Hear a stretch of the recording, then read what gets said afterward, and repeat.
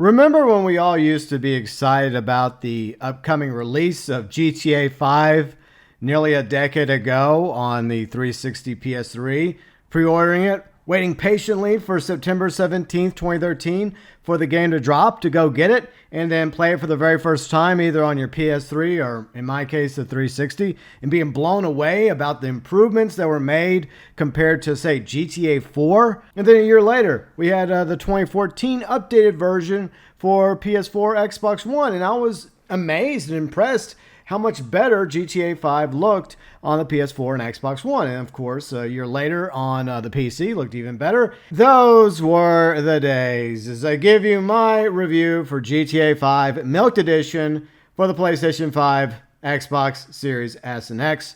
By the way, I did do a review for GTA Online Milked Edition for PS5, Xbox Series X and S. So if you're more curious about my pros, cons, and verdict regarding GTA Online, I'll link it below in the description section, and feel free and check it out and give me your thoughts, your views, your opinions, pros, cons, verdict regarding GTA 5 Milked Edition for PS5, Xbox Series S and X below in the comments section. We're going to start things off with the pros, and by the way, there's not very many pros. Now, say what you will about GTA 5 Milked Edition. Thanks to fidelity, more specifically performance and performance RT modes, GTA 5 on the PS5, Xbox Series S and X feels and runs a lot smoother than it does on the PS4, Xbox One.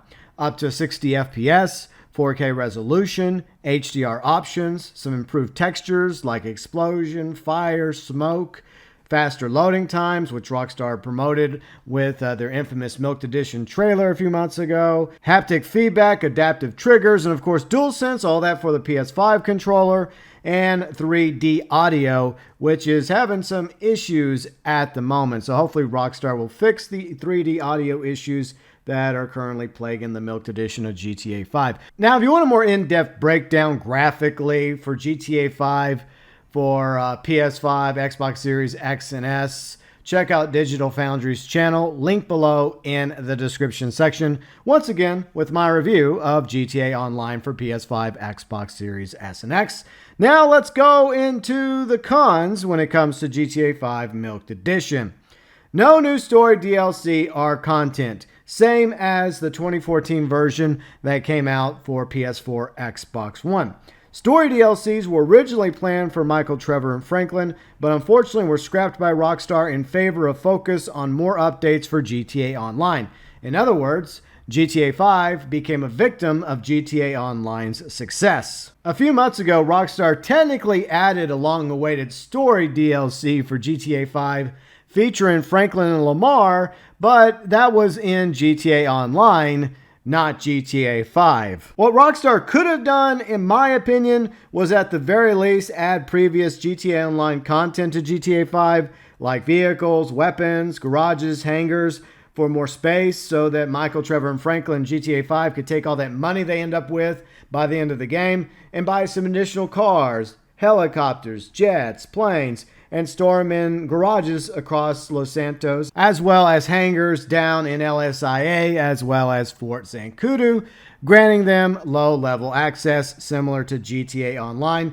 And Rockstar could have bothered to improve the interaction menu in GTA 5 as well, but they chose not to. I believe the last time Rockstar bothered adding content from GTA Online to GTA 5 was back in 2015 with either Ill-Gotten Gains Part 2, Lowriders. But after that, Rockstar didn't even bother adding any more content to GTA 5 on PS4, Xbox One, or PC. At the very least, as another means to entice players to get GTA 5 on the PS5, Xbox Series S and X, if you're not going to follow through with story DLCs for Michael, Trevor, Franklin, Rockstar, you could have just added some additional content from, say, 2015 all the way up to, let's just say, 2018, vehicles, weapons, garages, hangars, all the way up to perhaps after hours, and just add all that content to GTA 5 for players to enjoy in story mode for Michael, Trevor, and Franklin. Obviously prior till the Diamond Casino updates in GTA Online. That way you could have the original casino still standing in GTA 5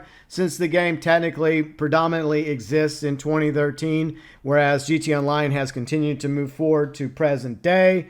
leave the buildings alone in GTA 5 story, but at the same time allow us to purchase additional properties, specifically garages like the 6-car garages, the 10-car garages for Michael, Trevor, and Franklin, because the garage space is very limited in GTA 5. And yeah, there are hangars you can get, once again, very limited. It would be awesome if we could also purchase the hangars from GTA Online for our characters in story mode in GTA 5. At the very least, it just gives us more toys to play with and spend money on for Michael, Trevor, and Franklin in GTA 5 story, with content that already exists in GTA Online from 2015 all the way up to, once again, 2018, prior to the Diamond Casino updates. The next con is the Rockstar editor is locked behind GTA 5, forcing players in GTA Online to also buy GTA 5 if they want to be able to use the Rockstar editor in GTA Online. That is a major con because there's a lot of players, myself included,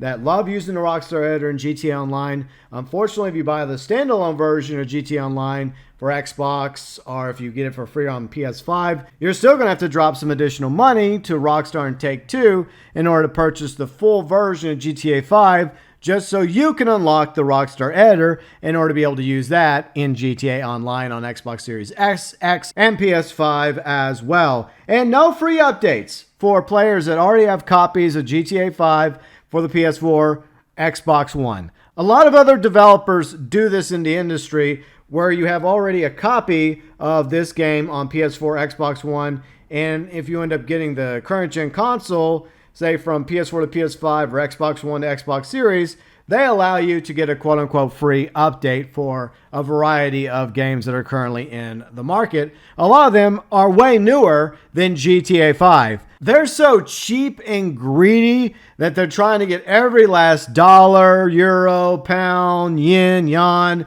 nickel, penny out of us, and forcing players to once again buy yet another copy of GTA 5, even though a lot of us have already purchased it over and over and over again. In my case, 360, Xbox One, PS4, now Xbox Series. In order to have access to the Rockstar editor, I'm most likely going to have to buy it on the PS5 as well. Fortunately, a good friend happened to gift the PC version of GTA 5 to me many years ago. The only reason why Rockstar keeps milking GTA 5 is because GTA Online and Shark Cards make Rockstar and Take-Two billions upon billions of dollars.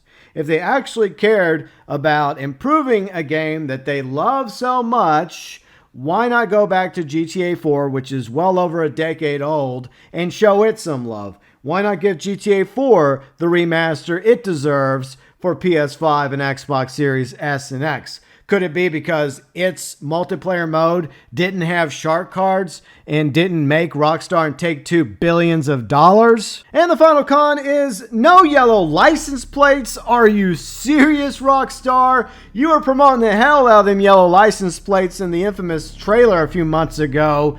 Yet no yellow license plates to be found in Los Santos Customs in GTA 5. If that's not false advertising, I don't know what is. All kidding aside, those are the pros, cons.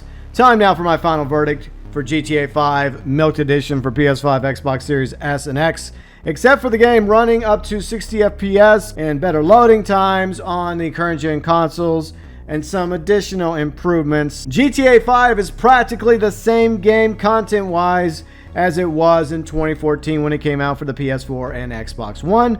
There's no free updates, and Rockstar is forcing players to purchase GTA 5 because Rockstar Editor is locked behind the GTA 5 paywall. Even if you already got GTA Online, you can obviously not access the Rockstar Editor until you give a little bit more money to Rockstar in order to also get GTA 5, whether it's on Xbox or PS5. Now, before some of you accuse me of being a hater of GTA 5 or Rockstar, that couldn't be further from the truth. I absolutely love Rockstar games.